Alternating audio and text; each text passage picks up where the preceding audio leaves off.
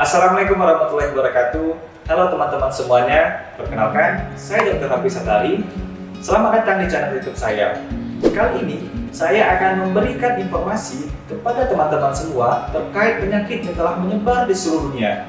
Mungkin teman-teman sudah ketahui, yaitu penyakit infeksi coronavirus atau disebut dengan COVID-19.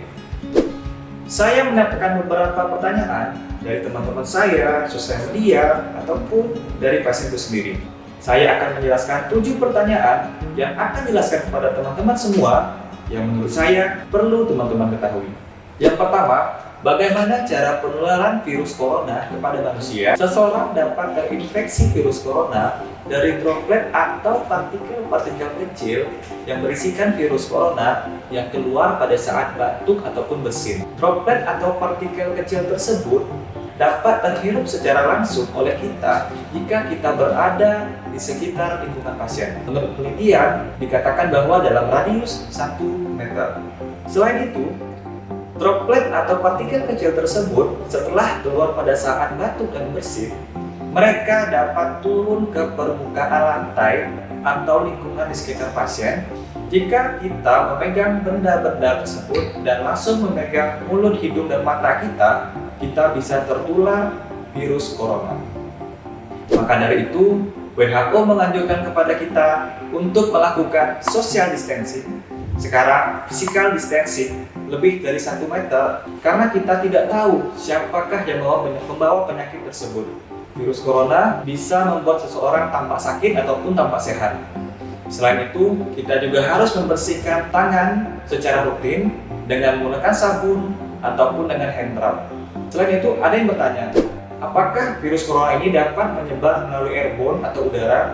Jawabannya adalah tidak. Belum ada penelitian yang mengatakan bahwasanya virus corona ini dapat menyebar melalui udara. Apakah ada upaya untuk memutus rantai penularan dari COVID-19? Ada 5 cara untuk mencegah penularan dari infeksi virus corona. Yang pertama, rutin melakukan cuci tangan pakai sabun atau dengan hand rub. Karena virus corona merupakan virus RNA yang diselubungi oleh lapisan lipid bilayer. Maksudnya, virus RNA tersebut dilapisi oleh lapisan-lapisan lemak. Sabun mempunyai sifat untuk melarutkan zat-zat hidrofobik yang terdiri dari lemak dan minyak. Sehingga virus corona tersebut apabila terkena sabun, maka virus corona tersebut dapat mati. Begitupun juga etanol yang berada pada hand rub. Zat etanol 60-70% dapat mematikan virus corona. Yang kedua, yaitu melakukan social distancing minimal dengan jarak lebih dari 1 meter. Karena kita tidak ketahui siapa saja yang membawa virus corona tersebut. Mereka bisa tampak sehat ataupun tampak sakit.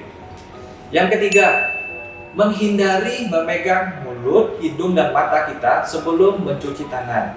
Karena virus corona dapat masuk melalui 3 tempat tersebut sehingga mereka dapat masuk ke dalam saluran pernapasan. Yang keempat, menerapkan etika batuk dan bersin yang baik yang benar dengan cara menutup hidung dan mulut kita dengan tisu, lalu segera membuang tisu tersebut ke tempat sampah, atau dengan cara menutup hidung dan mulut kita ke baju dengan bagian dalam sehingga droplet-droplet yang kita keluarkan tersebut tidak menyebar kemana-mana. Yang kelima, yaitu tetap update daerah-daerah terjangkit wabah virus corona. Hindari berpergian ke tempat tersebut karena sekarang stay at home lebih baik dibandingkan traveling. Bagaimana cara meningkatkan daya tahan tubuh kita? Yang pertama, tidak merokok. Karena merokok tersebut dapat merusak sel-sel saluran pernapasan kita. Yang kedua, tidak mengkonsumsi alkohol. Karena menurut penelitian dikatakan bahwa minum alkohol dapat meningkatkan risiko terjadinya pneumonia komunitas atau infeksi pada paru-paru. Yang ketiga, istirahat yang cukup. Dengan tidur yang cukup sekitar 6-8 jam per hari dapat meningkatkan daya tahan tubuh kita. Yang keempat, dengan melakukan olahraga secara rutin. Minimal 30 menit dalam sehari. Bisa kamu push up, sit up, jogging, berenang, dan lain-lain. Selanjutnya yang kelima, cukupi kebutuhan nutrisi Anda seperti mencukupi kebutuhan makronutrien maupun mikronutrien. Makronutrien terdiri dari protein, karbohidrat, dan lemak, sedangkan mikronutrien seperti misalnya zinc ataupun vitamin D yang mana telah terbukti dapat menurunkan risiko terjadinya infeksi saluran pernapasan. Di mana kita bisa mendapatkan zinc? Zinc bisa kita dapatkan pada daging merah, telur, susu, kacang-kacangan. Sedangkan vitamin D bisa kita dapatkan pada berjemur pada pagi hari pada pukul 9 pagi. Apakah berjemur pada pagi hari dapat mencegah penularan virus corona? Jawabannya adalah tidak. Berjemur pada pagi hari berfungsi untuk meningkatkan daya tahan tubuh kita dengan cara mengaktifasi vitamin D pada tubuh kita. Waktu yang ideal untuk berjemur pada pagi hari. Waktu idealnya adalah pukul 9 pagi. Yang mana durasi jemurnya itu cukup 5-15 menit. Cukup dilakukan 2-3 kali seminggu. Hal itu sudah cukup memenuhi kebutuhan vitamin D kita. Menurut Perhimpunan Dokter Spesialis Kulit Indonesia dikatakan dilarang berjemur pada pukul 10 pagi sampai jam 2 siang dikarenakan hal tersebut dapat mengiritasi kulit kita. Apakah sudah ada pengobatan maupun vaksin untuk virus corona ini? Jawabannya adalah belum. Karena sampai sekarang vaksin atau pengobatan untuk virus corona ini belum ditemukan. Sekarang penelitian sedang dilakukan mengenai hal tersebut.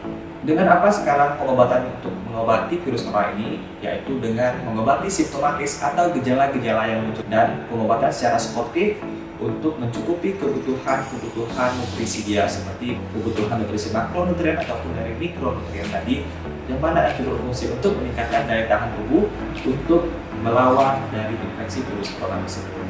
Apakah antibiotik digunakan untuk mengobati infeksi virus corona? Jawabannya adalah tidak. Dikarenakan antibiotik itu digunakan untuk mengobati infeksi dari bakteri. Seperti yang kita ketahui bahwasanya mikroorganisme yang dapat menginfeksi tubuh manusia yaitu bakteri, virus, jamur, protozoa maupun parasit. Jadi antibiotik hanya digunakan untuk mengobati infeksi bakteri.